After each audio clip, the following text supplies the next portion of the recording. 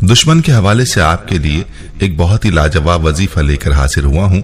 काली मिर्च के ऊपर आपने अल्लाह ताला के दो नाम या कहारू या जब्बारू को पढ़ना है।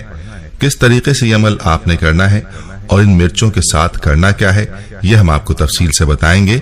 इस अमल की बरकत से आपका दुश्मन इंशाअल्लाह अपनी मौत खुद मर जाएगा, दुश्मन जलील और रुस्वा हो जाएगा और आप उसका अंजाम अपनी आंखों से देखेंगे।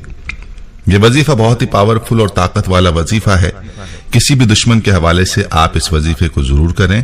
यह वजीफा कोई आम वजीफा नहीं है बल्कि मुजर्रब वजीफा है। इस दौर में हसद की बीमारी आम है और हसद की वजह से घर घर में दुश्मनियां हैं। कोई किसी को खुश नहीं देख सकता और किसी को दूसरे की खुशी हजम नहीं होती, जिसकी वजह से हासिदीन जादू टोने और तावीजात का सहारा लेकर लोगों को परेशान करने की कोशिश करते हैं और एक दूसरे के दुश्मन बने हुए हैं।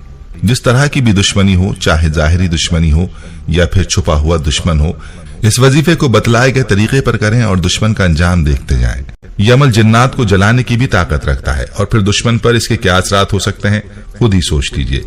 इस अमल का तफसीली तरीका सुन लीजिए।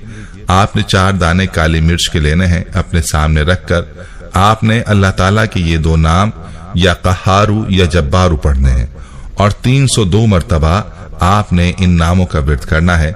विर्द करते वक्त आपने ये दुश्मन के बारे में तसव्वुर करना है कि आपका दुश्मन आपको नुकसान ना पहुंचा सके, खुद ही जलील और रुस्वा हो जाए या वो मर जाए या जो भी आप अपने दुश्मन के लिए चाहते हैं, इसका आपने तसव्वुर करना है। अगर आप चाहते हैं कि आपकी दुश्मनी दोस्ती में बदल जाए तो आप इस तसव्वुर के साथ भी इस अमल को कर सकते हैं।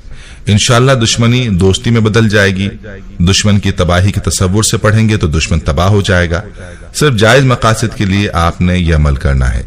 यह अमल मुकम्मल करने के बाद आपने काली मिर्चों को मिट्टी के अंदर दफन कर देना है और जो अमल आपने किया है उस अमल को आपने दुश्मन पर तसव्वुर करके अंदर ही अंदर फूंक मार देनी है। पूरे यकीन के साथ इस अमल को करें, आपका दुश्मन तबाह बर्बाद हो जाएगा।